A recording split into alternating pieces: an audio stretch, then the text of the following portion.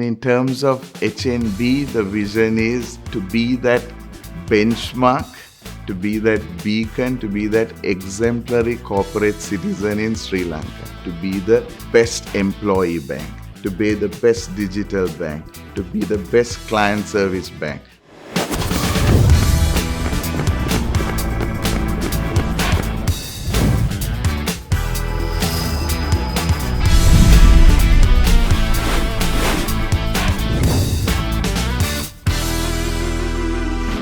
In an economic turnaround for Sri Lanka, banks will have to play a crucial role, making credit both available, affordable, and accessible. The strength and capital stability of banks will become an important factor as Sri Lanka approaches an economic turnaround and wants to see its businesses and consumers thrive.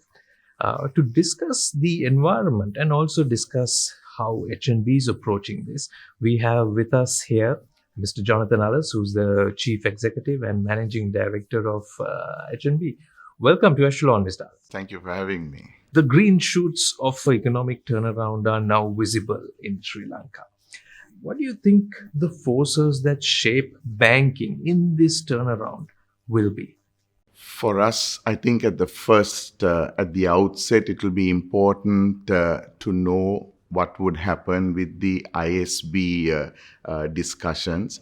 Now that we have got a clear indication of the DDO and the banks have welcomed, fully support the decision of the government and central bank in making that decision. Now we believe with interest rates coming down, as well as great opportunity to increase revenues, that the ISB negotiations also could be favorable for local banks so that they remain strong, resilient in order to support the revival and the renaissance of the country. And to do this, we have made adequate provisions for a start.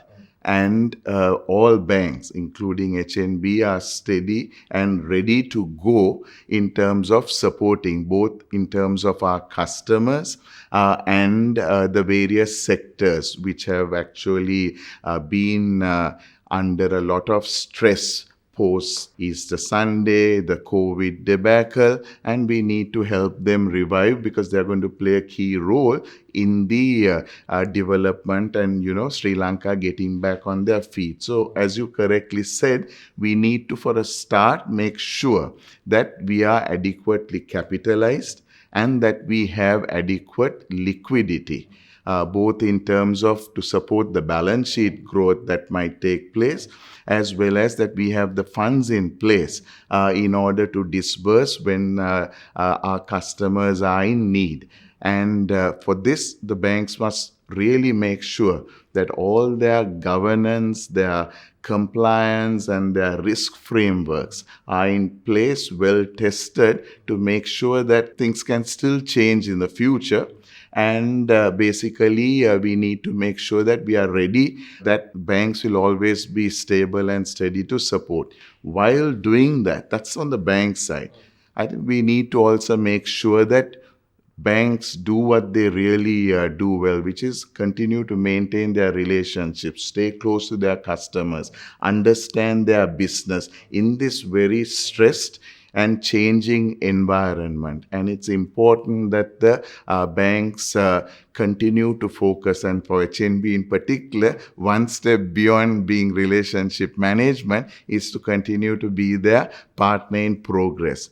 Vital that we realize that it's not only one sector or the others. HNB is a bank for all segments of the nation, but in particular, we want to see how we can help the SMEs and the microfinance. And, this is really the lifeline, the masses that we need to sort of make sure that the rural revives and that HNB is there in a big way with all our partners to support their renaissance. It's vital for the country. It's important for HNB also that we actually do that. And then an important pillar would be, I think, thinking of getting leaner, meaner, structurally more efficient, and taking our business digital and doing our business digitally with our customers would really help us in terms of reach, in terms of efficiency, in terms of experience, and in terms of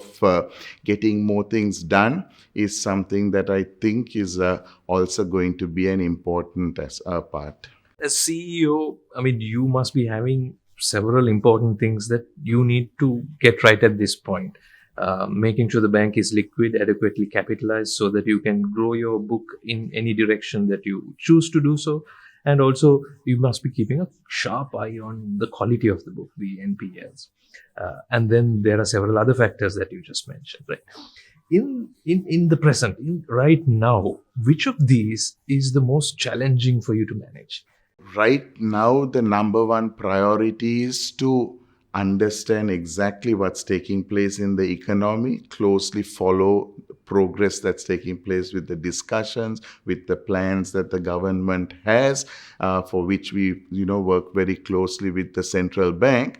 But in that, we have also seen a prime responsibility for us would be to support the revival of our customers and to support the revival of segments that have been stressed. Name a few, maybe the tourism, the construction, and one or two others which have had difficulty. We need to make sure how soon we can get them back on track.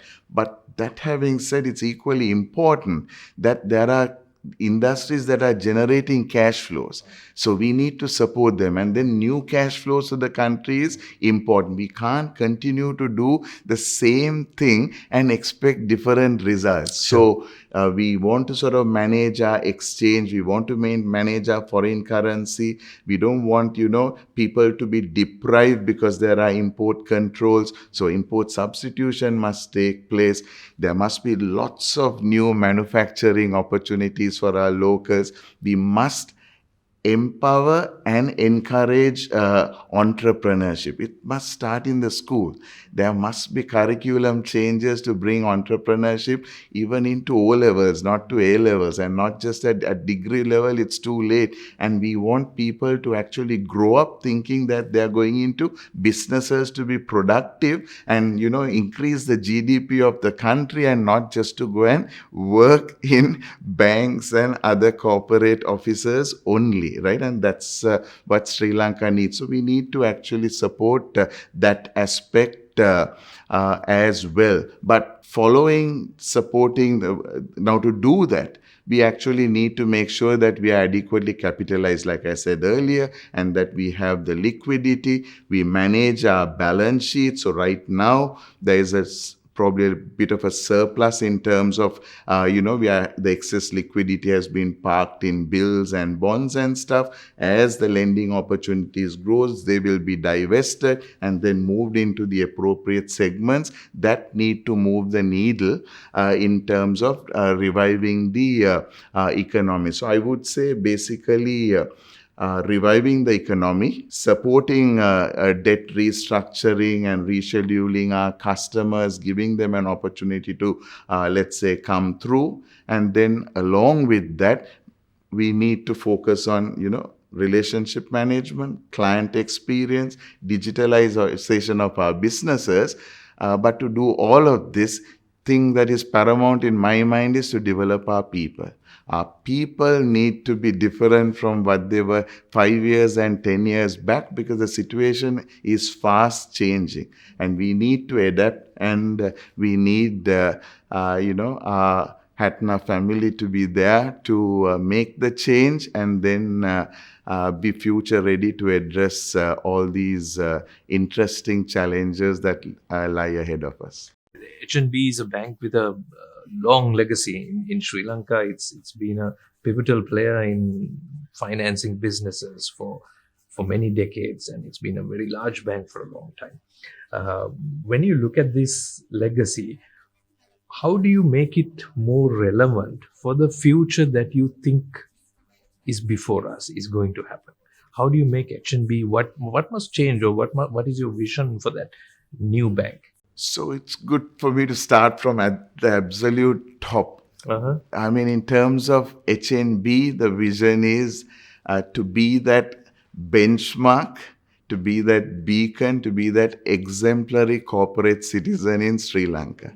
Now, to do that, there needs to be 3-4 important USPs, like to be the best employee bank, to be the best digital bank, to be the best client service bank. But that on a bedrock of resilience and stability. So our strategy house is about the bedrock or the foundation is on sustainability, and then you have your business growth, productivity, client experience, and technology pillars, which actually then achieves, let's say, the roof of being the absolute best version of yourself in digital client experience, having the best people, and then being that apex. In terms of, you would say, is it profitability only? I would say no. Being the most value adding to all our stakeholders is probably what we want to be. Now, in that regard, from the legacy, what do we need to do is to actually make these changes. And we have actually done that over the last 10 years or so. We have been sort of completely fearless, and we have braved some of the obstacles, some of those resistances that we would have faced, and we have been on a roll in terms of the change management programs that we have got into. Just to probably start from a decade back, is first thing when this team took over was we created this project implementation and change management team. Just went rampant on multiple changes in terms of processes, systems, and the people orientations that we need to sort of bring in. That led us to sort of giving us greater confidence to move into, an Everest transformation project. And that department then evolved into a business transformation unit, had the courage to 3-4 years later, when the job was done, to then disband and then integrate change and transformation as part of business as usual. So now change, you don't need separate department, separate project team. It happens on a day-to-day basis in the departments, in the various retail banking, wholesale banking, and support services department. In addition, just to make sure that we continue to be relevant to today's, we not only have cross-functional teams that run the bank, so we've got about 5 teams there, but we also have 5 teams that are constantly looking at change the bank. So there are different teams focused on making sure that it happens. So from the legacy of people knowing that this 135-year bank is stable, rock solid, has been, supporting the masses in banking, now using this model, we look to really specialize and take technology and a different version of relationship banking into managing our wholesale customers, our retail customers, supported by very, very good systems, processes, and people, and a good backend, which is backend of people and a backend of processes and structures and systems that would enable it. Change is always difficult. And you talked about 2 aspects that you need to change. You talked about the processes, but you also talked about people. People are particularly challenging to change. How did you approach this transformation over the last 10 years, you said, that has resulted in the tangible changes that you're seeing now? The starting point is change is always difficult and it's resisted. But if you're able to demonstrate that there is a great need, so one, the world is moving at a rapid pace. They can see the peers moving, which worries them a lot, Sure. right? Then they see the demands coming from the customers. X has it, Y has it, why not HNB, So the pressure comes straight away to them itself. Complementing that pressure that comes in, they themselves want to get better, and if you have a forum where they are able to give suggestions, and rather than saying this is Jonathan telling you need to do, you need to change. They see the need, and there is a think tank. There are, opportunities for them to make suggestions. And when you communicate the changes you do, you actually say that this is as a result of the requests that have actually been coming from them. Make them an integral part of the decision making relating to that change, not just recipients and being bulldozed with the change that somebody right at the top or somewhere else is trying to push on them. Let them, us, be servant leaders who want to kind of enable them and respond to their requirements. Not easy, requires a culture change. So it required at that time first a culture change relating to compliance. Then it needed to get into getting things done, execution. Then it needed to get into a service culture and a more disciplined credit culture. And now we need to move on to, getting things done where quicker decisions need to be made, greater collaboration and better execution. And all this requires a good mindset and then changing the culture as well, which comes with convincing the people that there's a need to do it, and take them with you rather than actually trying to go it alone and force things on people. Right. So let's wrap it then. Thank you, Jonathan Alice, for joining Echelon. Thanks very much for having me, Shamil.